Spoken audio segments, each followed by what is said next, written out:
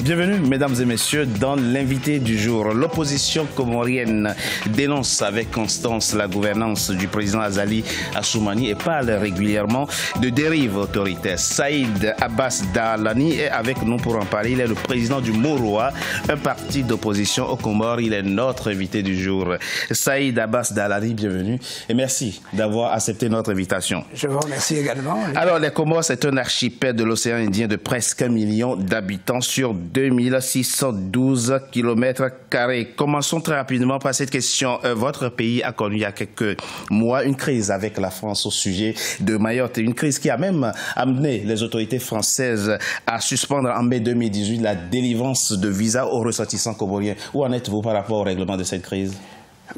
D'abord, peut-être que vous me permettrez de saluer quand même le travail d'Africa 24 et de ses équipes. C'est très aimable. Et de ceux qui ont eu l'idée géniale de considérer que la démocratie n'a pas de frontières et qu'à partir de la France, on peut déployer la démocratie en Afrique et beaucoup en tirent profit, ceux qui font des affaires.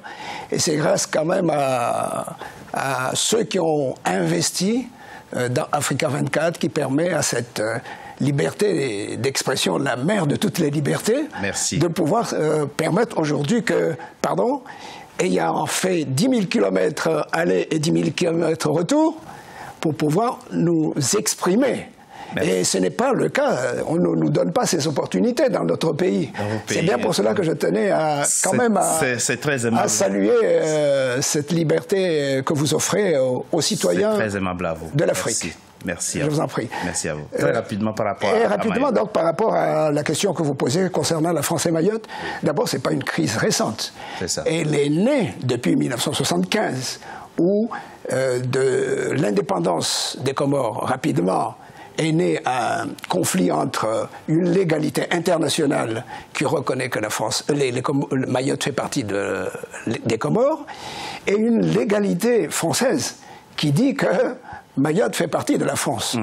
Ça, c'est ça la naissance. Ensuite... Quand on résume l'histoire, on va essayer de résumer l'histoire, je sais. Ce que je voulais dire, c'est qu'ensuite vient une situation où un peuple comorien considère que Mayotte est sa terre et qui y va voir sa famille, voir ses amis, enfin, comme un territoire unique, et de l'autre côté, une présence administrative de la France qui dit qu'on n'est pas dans la légalité. Donc je voulais quand même rappeler l'origine du problème et que donc ce conflit-là ne peut se résoudre que par un dialogue entre la France et les Comores. C'est ce qui se passe en ce moment. C'est ce qui se passe, à la différence que du côté des Comores, ce dialogue est totalement opaque. Parce qu'en fait, ce genre de dialogue entre la France et les Comores devrait être consulté, les partis politiques, les autorités, l'opposition, je veux dire... L'ensemble des Comoriens... L'ensemble des acteurs comoriens, de manière... Parce que les enjeux entre la France et les Comores, vous le savez, ce sont des enjeux séculaires. Et vous pensez que de ce point de vue, le président Azali Assoumani ne joue pas le jeu de la transparence? Pas du tout. Mais ça nous amène justement à parler de sa gouvernance, puisque vous décriez fortement sa gouvernance. Commençons par le commencement, février 2018, les Comores tiennent des assises nationales qui vont déboucher le 30 juillet 2018 sur l'adoption d'une nouvelle constitution. Votre parti Moroa a-t-il participé à ces assises? Voilà. J'allais dire, ces assises, le Moroa et ceux qui nous écoutent, notamment ceux qui sont aux Comores, le savent très bien, nous en sommes les inspirateurs. Parce que nous avons fait une conférence nationale, organisé une conférence nationale à l'époque avec le président Ikililou, qui était président de la République, et le président Azali lui-même y a participé dans ces assises, dans cette conférence que nous avons organisée en avril 2014. Et pourquoi avez-vous après refusé de participer aux assises de février 2018? Tout simplement pour une raison simple. On ne peut pas être à la fois l'inspirateur de l'idée et ne pas participer. Pour une raison simple. Nous n'avons pas participé parce qu'on considérait que les partis politiques, la société civile, le pouvoir devaient être sur une même base d'égalité.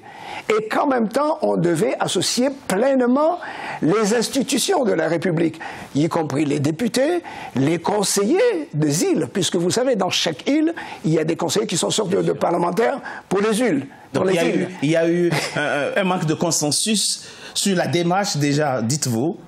Non seulement il y a un manque de consensus, mais vous vous rendez compte, les institutions de la République ont été totalement mises à l'écart en faveur d'un certain nombre de personnes qui ont été cooptées par-ci par-là par le président et le pouvoir pour faire le socle de ce qui a été appelé les assises. Les assises. Qui n'ont aucune légitimité. Monsieur Dalani, oui. vous parlez de dérive autoritaire aux Comores. Oui. Qu'est-ce qui concrètement justifie le choix de ces mots? Qu'est-ce qui fait aujourd'hui qu'on peut dire que le président Azali a pris une direction autoritaire?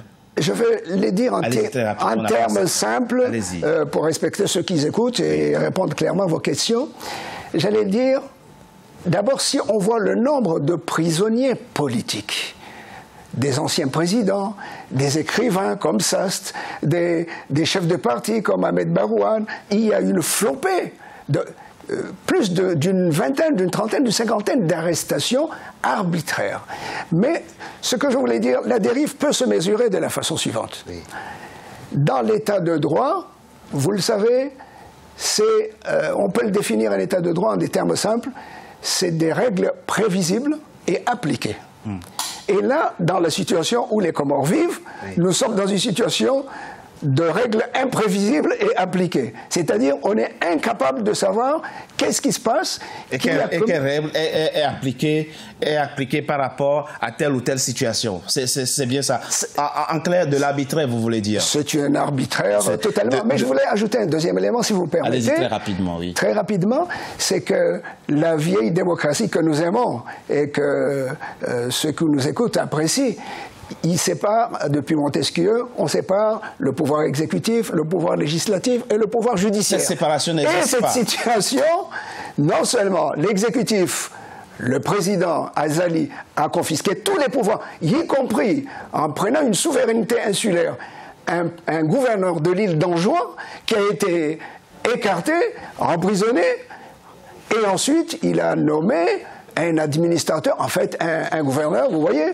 Donc, et deuxième élément, le pouvoir judiciaire. L'ensemble de l'appareil judiciaire est nommé exclusivement par le président de la République. Par le président de la République, mais là on n'est pas... Et enfin, juste un dernier terme, ce qui a failli se passer, mais qui a obtenu la résistance des parlementaires, c'est que le président de la République a demandé, il y a 2 semaines, vous êtes au courant certainement, il a voulu faire une loi d'habilitation où il demandait les compétences législatives du Parlement et que les parlementaires aillent laver leur maillot, hein, et pour qu'ils puissent décider à la fois du code électoral et d'un certain nombre de lois organiques. Ce que vous rejetez et critiquez sévèrement, bien évidemment, Saïd Abbas Dalani, vous êtes le président du parti Mouroua, c'est un parti de l'opposition Comore. Merci d'avoir été notre invité du jour. Je vous remercie. Mesdames et messieurs, c'était l'invité du jour. Merci d'avoir été à notre compagnie. Restez fidèles au programme d'Africa 24. À très bientôt pour un nouveau numéro de l'invité du jour. Merci à vous.